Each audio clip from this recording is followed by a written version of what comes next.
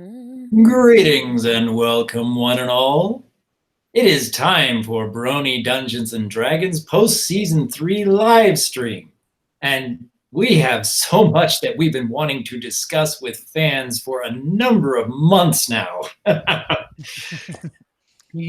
first, I think we should give them, given the bad news, this is actually a post-series live stream because they told me they all rolled a natural 1 and died in the first session of season 4. Which they'll be missed. You're fine. That Fenneco laugh. Nah, I'm just screwing with everyone in the chat. Are you really? Internally reading. Now, we are hoping that Miss Aramal will be joining us soon enough. But in the meantime, I'm sure that there is quite a lot that Dungeon Master Josh Scorcher would like to tell us about the behind-the-scenes works of Season 3. Oh, yes. Well, in order to start this off, the first person I told about the first person I told about going into hell was Tarek. Was it? Yeah. Yes, he knew. You know, that actually really makes sense. Yeah. I told him at Brony. I told him at BabsCon. And what did he think? He was very surprised that I would do that, but he thought it was a cool idea. Yeah, knowing him, he was probably pretty enthusiastic about it. And it was a cool idea. I can only imagine that conversation. So I've decided I'm going to literally take all my players to hell. Yeah, and I know I wanted to take you all to hell right around the time of I think it was a little bit before the labyrinth, or it was just around that area. I forget exactly when, but I know I wanted to take you guys down to hell then, and because what?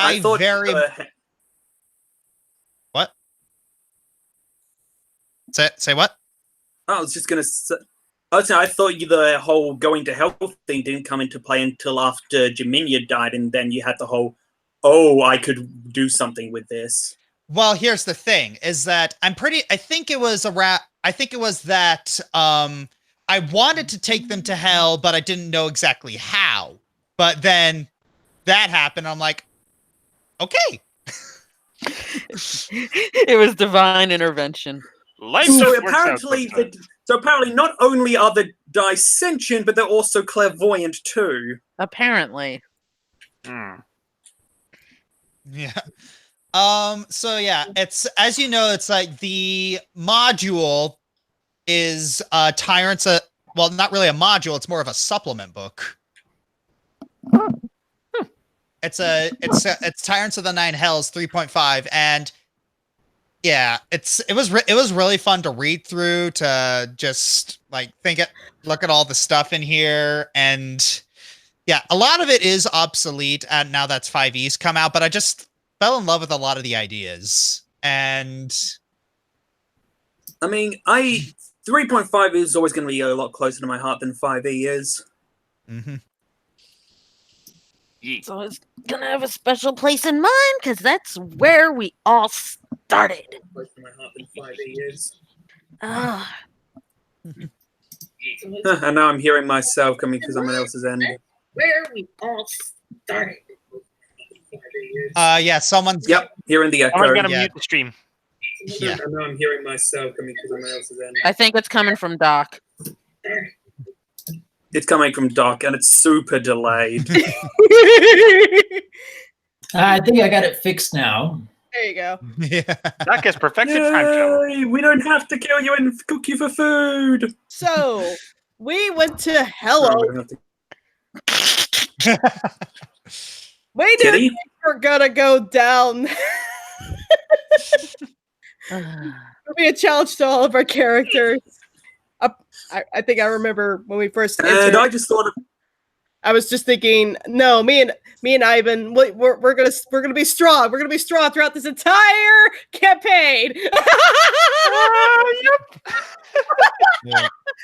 Oh, how young and naive we were. Yeah. I think the Yeah, younger- there were a lot. Yeah, there were a lot of Mhm. things that lot of swerves I didn't expect. But yeah, Ravis was a character that I know I wanted Shay to play, but he gave me a little bit of his character's backstory, and then the thing sort of just like Ravis just like developed like further and further as we got closer to season 3 until it, and he even, I don't think we even fully developed like his backstory like till like well within. Oh yeah, there's a season lot 3. of there's a lot of personality backstory that was being developed even as like season 3 was going on.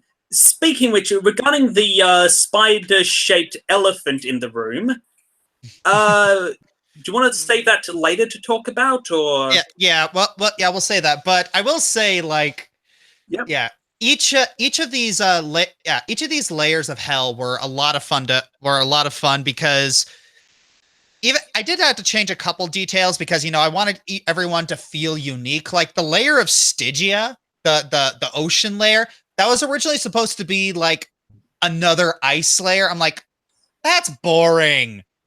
Come on, man. We don't want to base our layers of hell on Mario levels. Yeah, it's like one ice.